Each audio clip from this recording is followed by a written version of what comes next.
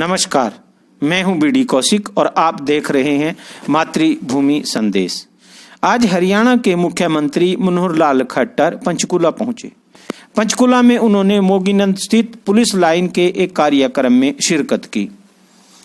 इस अवसर पर उनके साथ हरियाणा विधानसभा अध्यक्ष ज्ञानचंद गुप्ता और हरियाणा के पुलिस महानिदेशक मनोज यादव भी रहे। पुलिस स्मरणोत्सव दिवस पर आयोजित कार्यक्रम में उन्होंने पुलिस बल की सलामी भी ली।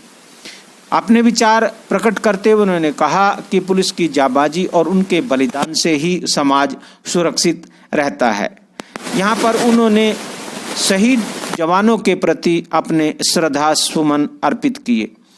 इस प्रोग्राम के बाद उन्होंने पत्रकारों से भी बातचीत की और पत्रकारों से बातचीत करते हुए उन्होंने बड़ौदा उपचुनाव और किसानों के मुद्दे पे भी बात की।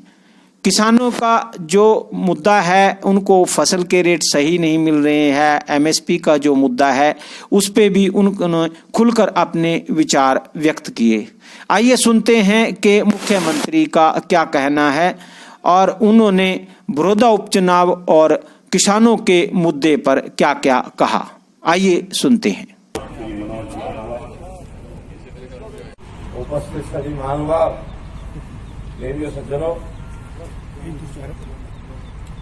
मैं आज यहाँ आयोजित पुलिस शहीदी दिवस के अवसर पर बीते साल देश भर में शहीद हुए भारतीय पुलिस बल के तमाम 264 अमर शहीदों को श्रद्धांजलि। अंगलोंग तक के रहने वाले, अलग अलग धर्मों पंथों के मानने वाले, अलग अलग भाषाओं को जानने वाले, बोलियां बोलने वाले ऐसे वीर सम्मिलित थे जिन्होंने पुलिस सेवा और जन सेवा का में अपना पहला कदम रखते हुए प्रतिज्ञा ली थी कि भारतीय संविधान, भारत के कानून, भारत के ध्वज के गौरव की रक्षा करने के लिए अपने तन मन और प्राण जान समर्पित करने के लिए तैयार रहेंगे। इन जवानों में अधिकांश लोग सीमाओं पर, बॉर्डर पर, सशस्त्र बल इसके रहने वाले, काम करने वाले, जैसे उसमें सीआरपीएफ, आईटीबीपी, एसएसबी, आरपीएफ और अगर प्रांतों की बात करूं तो उसमें अधिकांश जम्मू कश्मीर, छत्तीसगढ़, कर्नाटक जैसे प्रांत हैं। हमको ध्यान में आता है कि किस प्रकार से ये पुलिस बल के जवान हमारी चाहे आंतरिक सुरक्षा की बात है, चाहे देश की सीमा पर सुरक्षा की बात है, उसमें किस प्रकार से लगे हैं। आज हम सभी 21 अक्टूबर 2020 को भारतीय पुलिस के 264 वीर जवानों को श्रद्धांजलि देते हैं, जिन्होंने देश की कानून व्यवस्था को कायम रखने, देश की एकता अखंडता को बनाए रखने, देश के नागरिकों की जान माल की सुरक्षा करने के लिए अपने कर्तव्य का पालन करते हुए अपने प्राण न्यौछावर कर दिए। आज का दिन और कर्तव्य परायणता को समर्पित है, जिसके चलते देश की सीमाओं को लेकर हमारे गांव शहरों के गली मोहल्लों तक हर नागरिक अपने आप को सुरक्षित महसूस करता है। आज का दिन हम शहीदी दिवस के साथ साथ उनकी अमरता को स्मरण करने के लिए मनाते हैं और एक प्रकार का ये स्मृति दिवस इस नाते से भी कराएगा।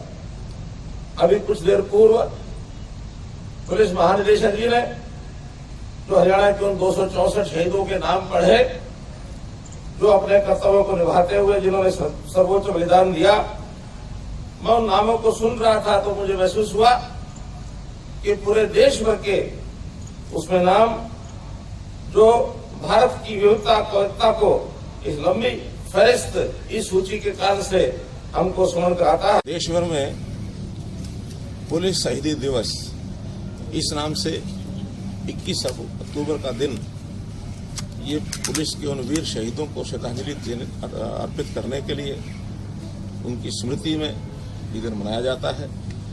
देश भर के अंदर पिछले वर्ष में जो पुलिसकर्मी अपराधियों के साथ मुकाबला करने में, देश की सीमा पर सुरक्षा बलों की सहायता करने में और जितने भी देश के अंदर ऐसी घटनाएं होती हैं उसमें जो शहीद हुए, इस बार वर्ष भर में 264 पुलिस के शहीद ऐसे हुए हैं, उन सबको आज हमने श्रद्धांजलि अर्पित की है।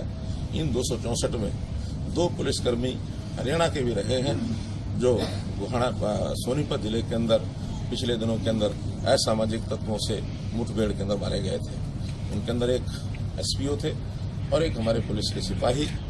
पुलिस के सिपाही को सामान्यतः ऐसी घटना में 30 लाख रुपए उनके परिवार को एक राशि दी जाती है और जो एसपीओ हैं उनकी राशि कम होती है, लेकिन आज हमने घोषणा की है उस एसपीओ को भी उस सिपाही के बराबर 30 लाख रुपया ये दिया जाएगा।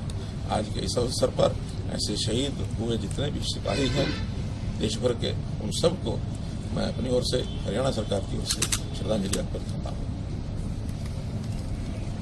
उसके दिन लग गए। अब जनता भी समझती है कि जातीय तौर के ऊपर ही राजनीति नहीं चलेगी और हम जातीय राजनीति को कभी प्रश्रय भी नहीं देते हैं और वहाँ की जनता इन चीजों से ऊपर उठ करके और जो जमीन की बातें हैं, चाहे विकास की बात है चाहे अन्य विषय हैं, उन सब के ऊपर उसका भरोसा है और वो एक बड़ी संख्या में जिस प्रकार से हमारे नेताओं के हमारे प्रत्याशी के कार्यक्रम हो रहे हैं उसमें जो उपस्थिति है उससे निश्चित रूप से भारतीय जनता पार्टी की जीत। कृषि कानून को लेकर हरियाणा में चाहे वो मक्का है, चाहे बाजरा है, चाहे सरसों है, चाहे सूरजमुखी है, मूंग है, इन फसलों का जिसकी केंद्र सरकार की ओर से प्रोक्योरमेंट नहीं होती, जैसे हरियाणा ने की है, मेरा चैलेंज पंजाब के और राजस्थान की सरकारों को है, एक एक दाना किसान का एमएसपी पर खरीद के दिखाएं। उस कानून से कुछ नहीं बनने वाला। कानून बनने के बाद भी यदि उनकी प्रोक्योरमेंट हरियाणा से कम रहती है तो उस कानून का भी कोई फायदा नहीं है। हम प्रत्यक्ष करने में विश्वास करते हैं। हम नेताओं को क्या कहेंगे जो पार्टी किसानों के साथ खड़े होने की बात कर रहे हैं, पार्टी के नेता हैं, पार्टी छोड़ रहे हैं। एक भ्रम फैलाया गया है कि ये जो 3 कानून हैं किसान के विरोध में, ये भ्रम गलत है। ये तीनों कानून किसान के हित में है और जब प्रत्यक्ष उनको लगने लगेगा तब उनको समझ में आएगी। आज उनकी नासमझी उनके ऊपर हावी है, सवार है, जिसके कारण से ये सब उड़ रहे हैं। जिस दिन उनको पता लगेगा ये तीनों कानून किसान की आय को डबल करने में कितने सहायक हो रहे हैं, उस दिन उनका एक प्रकार से पुनर्विचार करने का भी उनकी